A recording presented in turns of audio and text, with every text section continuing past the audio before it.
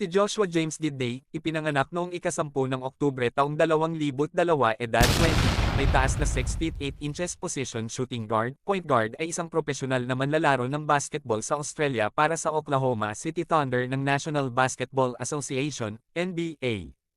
Napili siya ng Thunder bilang ika-6 na overall pick sa 2021 NBA Draft. Si Diday ang pinakabatang manlalaro sa kasaysayan ng NBA na nagtala ng triple-double, na nagawa ito sa edad na 19 na taon, 84 na araw.